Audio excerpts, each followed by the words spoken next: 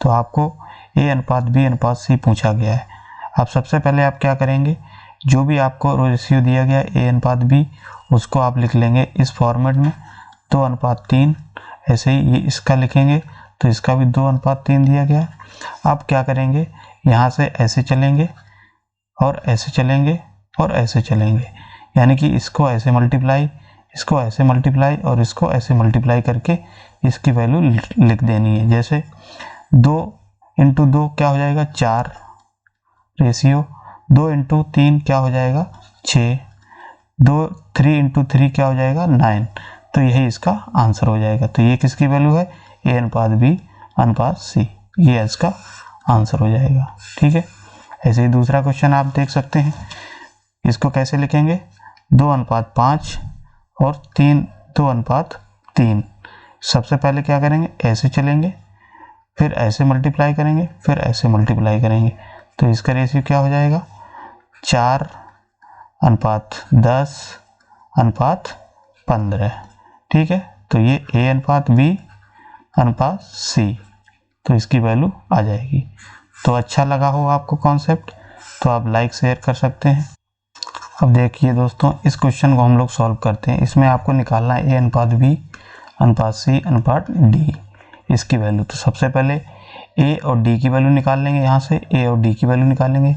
तो A D की कैसे निकालेंगे, A की वैल्यू यहाँ से ऐसे निकलेगी और D की वैल्यू यहाँ से निकलेगी।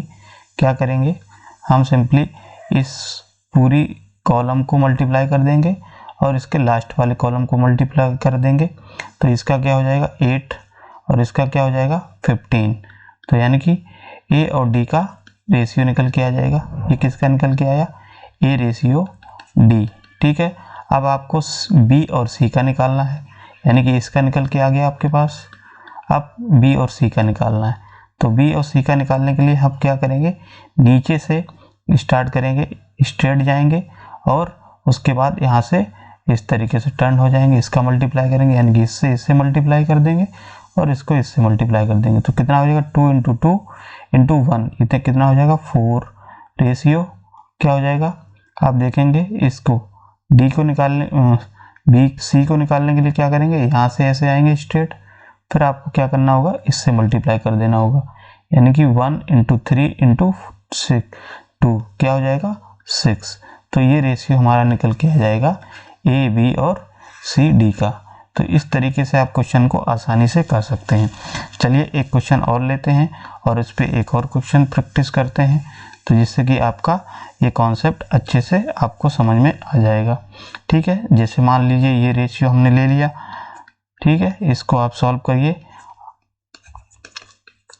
तो आपको सबसे पहले क्या निकालना है, A ratio B ratio C ratio D। तो आपको A और D का सबसे पहले निकालना है।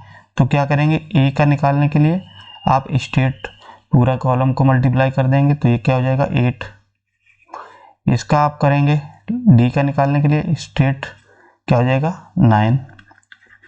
फिर बचा आपका B और C। B C को निकालने के लिए क्या करेंगे, नीचे से स्टार्ट करेंगे और नीचे से 2 से 2 तक जाएंगे, फिर यहाँ से ऐसे टर्न हो जाएंगे। तो क्या होगा 2 × 2 4 4 × क्या हो जाएगा 12। ठीक है, फिर आपको C का निकालना है। तो C का निकालने के लिए क्या करेंगे, यहाँ से स्टार्ट करेंगे, ऐसे आएंगे स्ट्रेट और यहाँ से इस तरीके से टर्न हो जाएंगे। तो क्या हो जाएगा 3 × 1 × 2 कितना हो जाएगा 6। तो ये रेशियो निकल के आ जाएगा। बताइए क्लियर है, आप लोगों को समझ में आ गया सबको। तो इस तरीके से आपको 4 का भी रेशियो पूछा जाता है तो आप आसानी से निकाल सकते हैं। तो 2 का रेशियो हमने आपको बताया था। अगर आपको 2 का ही निकालना है, मान लो इस तरीके से दिया जाए B और C 2 × 1, आपसे पूछा जाए A B और C का रेशियो निकालना है, तो क्या करेंगे, A और C का आप कैसे निकाल लेंगे, A का पहले निकाल लेंगे, क्या हो जाएगा 4 और लास्ट वाले का मल्टीप्लाई कर देंगे तो A का 4 हो जाएगा और C का कैसे निकालेंगे, तो ये 3 हो जाएगा। अब बचा B, तो B का कैसे निकालेंगे, इस तरीके से, तो इसका क्या हो जाएगा 6। तो ये हो जाएगा हमारा A अनुपात B अनुपात C। तो इस तरीके से चाहे 4 का पूछा जाए चाहे आपका 3 का रेशियो पूछा जाए, आसानी से आप निकाल सकते हैं। ठीक है, चलिए फिर आपको अच्छा लगा हो तो चैनल को लाइक शेयर कर सकते हैं और सब्सक्राइब भी कर सकते हैं। चलिए बहुत बहुत धन्यवाद सभी लोगों का।